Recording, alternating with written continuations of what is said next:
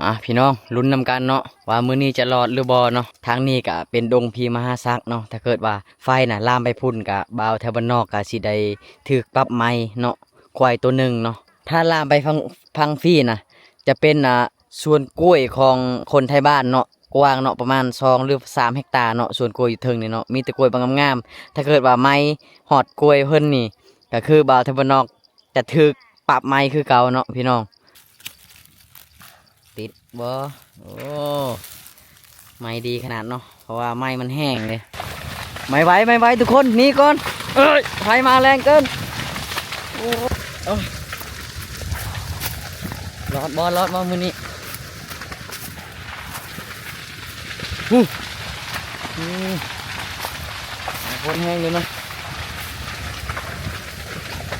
โอ้โหโคตรแห้งเลยเนาะไฟนี่โอ้ตายตายานขาด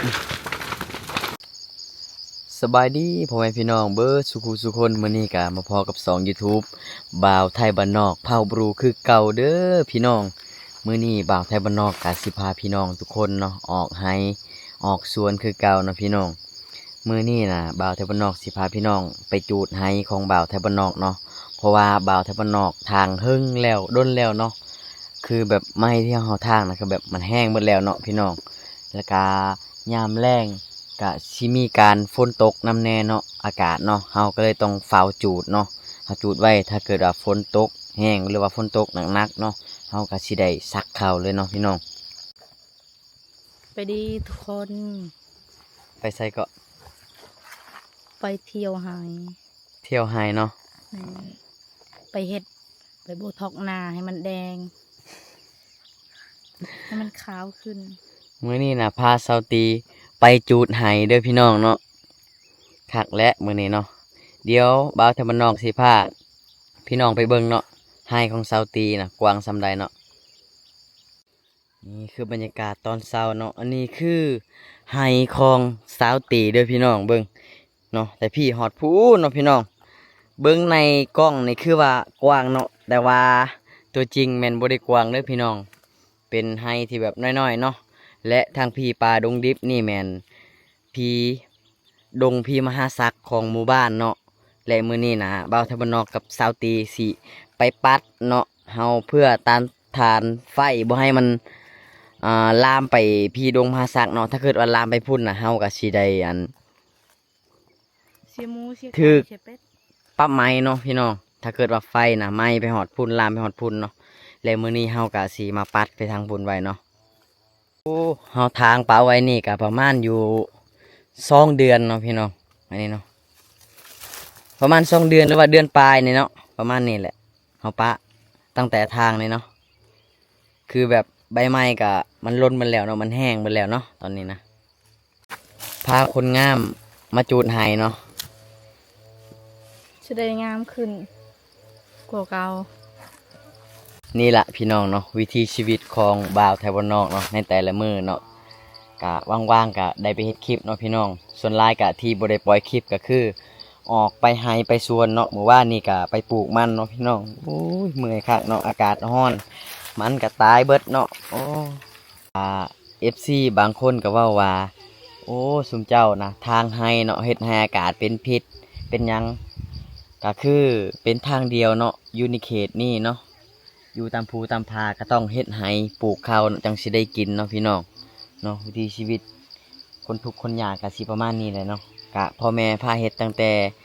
ยังน้อยพุ่นละเนาะจนใหญ่ซุมื้อนี้ก็เฮ็ดไห้คือเก่านี่แหละเนาะนี่เนาะเฮากะเฮ็ดเป็นไม้กวาดเนาะแล้วก็ปัดออกใบไม้เบิดเนาะเพื่อสกัดกั้น ไฟไหม้ปลาเนาะอันนี้เนาะแมนให้ของไทยบ้านนอกเนาะนี่เนาะเพราะว่ามื้อนี้นะเฮาสิจูดเลยเนาะพี่น้องปะไว้เฮิงแล้วเนาะจูดแล้วก็ถ้าเกิดว่าฝนตกก็สิซักเข้าเลยเนาะแต่เฮาก็ได้ปัดก่อนเพื่อสกัดกั้นไฟบ่ให้มันลามไปดงพิมาศักดิ์เนาะของหมู่บ้านหรือว่าป่าสงวนเนาะเป็นอนุรักษ์ของบ้านบ่าวทันบ้านนอกกะว่าได้เนาะ ก็มีลุงปลาอยู่ในบ้านเนาะมาสวย2 คนเนาะ ากันมาแต่เช้าเลยมื้อนี้พี่น้องอันนี้คือไฮของบ่าวไทยบ้านนอกเนาะและเฮาก็สิได้ปัดทางพุ่นน่ะเป็นที่เรียบร้อยเลยฮอดเส้นทางพี่แล้วเนาะเพื่อสกัดกั้นไฟไหม้ป่าเนาะพี่น้องนี่หลังจากเฮาปัดแล้วเฮาก็สิได้จูดเลยเนาะนี่เห็นบ่พี่น้องนี่เนาะทั้งลุมแม่นเซาตีแล้วก็กับปลาอยู่ในบ้านเนาะกำลังปัดแล้วก็แม่ของบ่าวไทยบ้านนอกเนาะ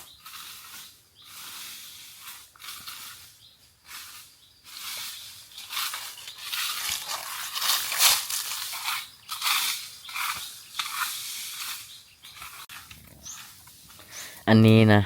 เฮาจูดลัดไว้ก่อนเนาะพี่น้องเพราะว่าพอเฮาจูดให้แล้วก็ยานไฟมันลุกมาแห้งเนาะมันไหม้แห้งก็ยานมันลามไปทั้งพีเนาะเฮาก็เลยจูดแถวเฮาปัดกวาดนี่ก่อนเนาะแล้วเฮาจงค่อยจูดให้เฮาอยู่ทางฝุ่นเนาะนี่จูดป้องกันไว้นี่เนาะพี่น้องบ่ให้มันลามเนาะบ่ฮู้ว่าสิรอดหรือบ่สาวตีไปจูดให้มื้อนี้เนาะเคยไปจูดให้จักเทื่อเลย2 เทื่อเลยเนาะทุกคนตอนนี้เนาะกะเฮากะได้ปัดแล้วก็ได้กวาดใบไม้ออกเป็นที่เรียบร้อยเนาะเพื่อสกัดกั้นไฟเนาะและเฮาก็สิได้ทำการลงมือจูดเลยเนาะวันนี้เนาะนี่คือไฮของเฮาเนาะนี่เห็นบ่พี่น้องนี่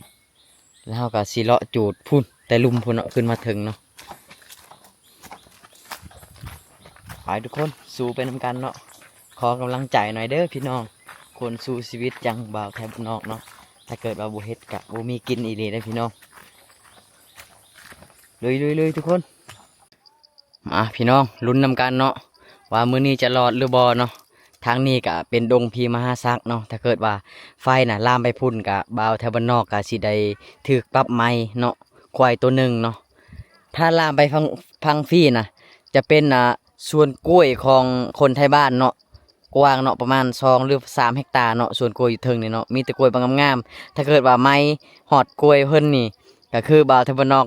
จะถูกปรับไม้คือเก่าเนาะพี่น้องนี่ทางนี้เนาะโอ้ยขมังเลยบัดนี้เนาะและให้บ่าวไทยบ้านนอกมันอยู่ทางผีเนาะโอ้ดินกับดินโบราณเนาะพี่น้องเป็นดินตอนน้อยๆเนาะแต่ตอนนี้กะมาบอกทางเจ้าของสวนกล้วยกะมาเฝ้านำกันเด้อว่ะเนาะเฮากะรับประกันบ่ได้เนาะเพราะว่าไฟบางทีไฟมันแห้งเนาะลมมันมาแห้งกระแสไฟมันมาแห้งเนาะก็เลยอยากให้ทุกคนมาเฝ้าแล้วก็มาเบิ่งนำกันเนาะทางพุ่นจุดแล้วพี่น้องเห็นบ่ควันสีดำๆเห็นบ่พี่น้องหูเห็นบ่นี่เอาแล้วมาเอาบัดนี้จัดการคือกันมาทุกคนลุย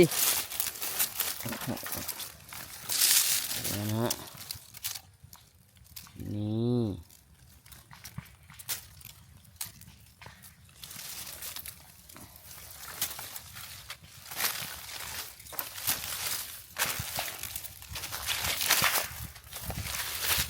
เรียบร้อยฮะจุดหนึ่งดูก่อนติดบ่โอ้ไม้ดีขนาดเนาะเพราะว่าไม้มันแห้งเลยไม้มันแห้งเอง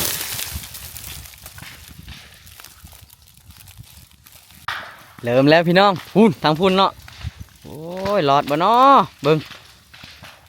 ไฟนะพุ่นมันไหม้ไป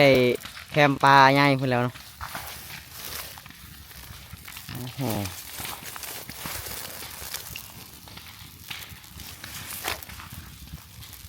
โอ้ย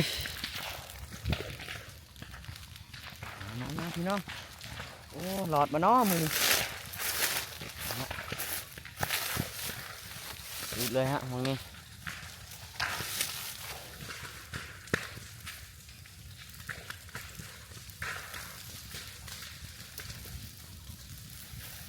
ไป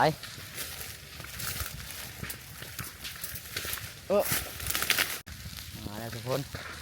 ต้องระวังเนาะพี่น้องนะ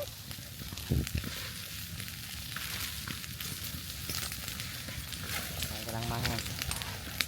การจูนให้นี่เพราะว่าเกิดอุบัติเหตุหลายคนแล้วเด้อที่แบบนี่บ่ทันนะพี่น้องเนาะภาวนาให้ตัวเองปลอดภัยเนาะมื้อนี้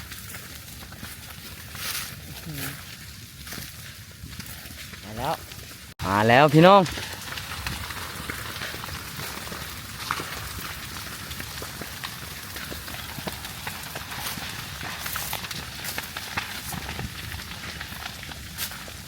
โอ้โห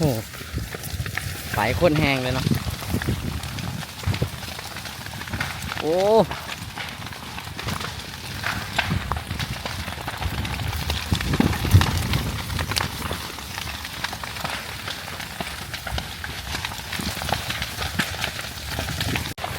ไม่ไหวทุกคนหนีก่อนเอ้ยไฟมาแรงเกินโอ้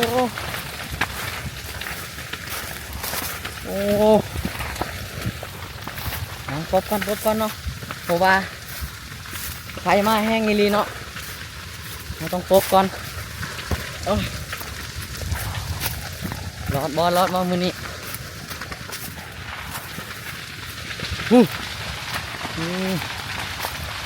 โคตรแห้งเลยเนาะ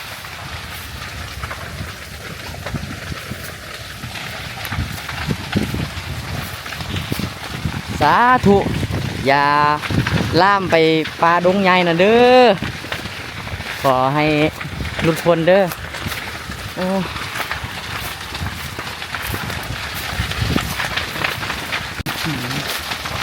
โคตรแห้งเลยทุกคนเลยต้องยับออกไกลก่อน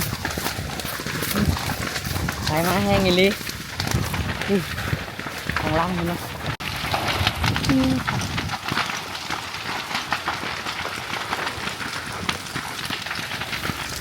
นี่เดี๋ยว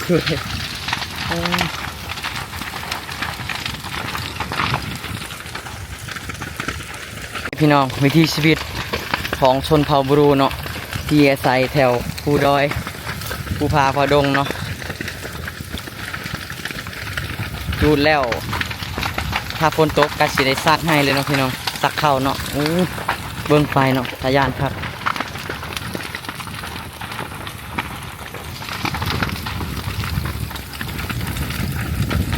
โอ้ลมมาแห้งเกินเนาะทะยานนี่พี่น้องสาธุอย่าให้ไม่อย่าลามไปปลาดงใหญ่เด้อคุณกำลังลามไปพุ่นทางพุ่นแมนส่วนกล้วยเนาะทางนี้แมนพี่ดงพี่มหาสัตว์เนาะ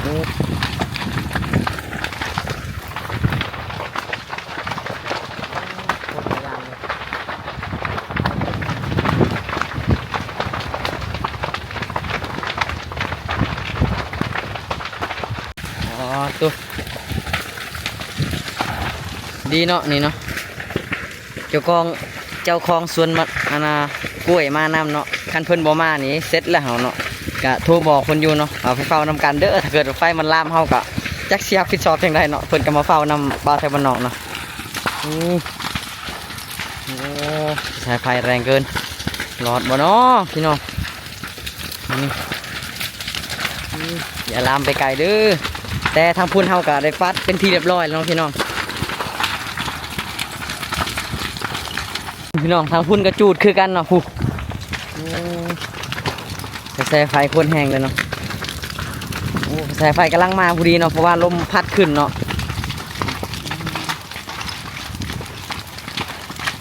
สาวตีอยู่ทางพุ่นเนาะสาวตีเนาะอยู่ลุ่มพุ่นเนาะดีแต่ว่าลมพัดขึ้นพอดีเนาะถ้าเกิดว่าลมพัดไปทางพุ่นน่ะเรียบร้อยเนาะปลาดงดิบนี่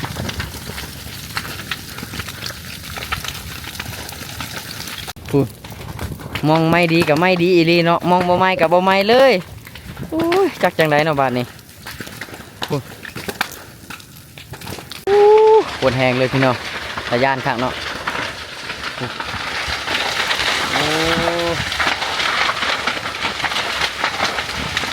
โอ้โหโคตรแห้งเลยเนาะไฟนี่ตายตะย่านครับตอนนี้ก็ได้จุดเป็นที่เรียบร้อยแล้วเนาะเกือบบลอดพุ่งดับไฟลามอยู่ทั้งเทิงพุ่นเนาะยังสิสลบคาปลาเลยตายพี่น้องแต่ดีเนาะมี แม่ของสาวนี้เนาะมาสวยเนาะนี่ทางหลังกันลุงปลาของไอ้บ้านนนท์โอ้สาวตีทางหลังสิตายอยู่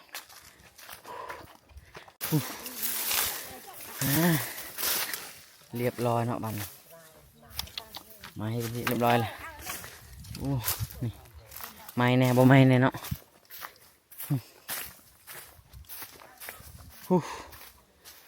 โอ้ยายมันลามมาหอดพีครับพอแล้วเนาะพูดเมื่อกี้นี่มันลามขึ้นเทิงพุ่นหอดห้วยพุ่นเนาะดับจนสิตายโอ้โหแต่ละคนเกือบเอาตัวบรอดเนาะพากันหิวน้ำสิตายดับไฟบรรยากาศนอนเนาะโอ้โหพี่น้องโอ้ยการเห็นไห้เนาะคนลำบากที่สุดเลยแลกมาด้วยชีวิตเลยเนาะเพื่อจะได้กินข้าวแต่ละติ๊บสูมื้อเนาะอยู่ในเขตชนบทเนาะเป็นไงบ้างวะ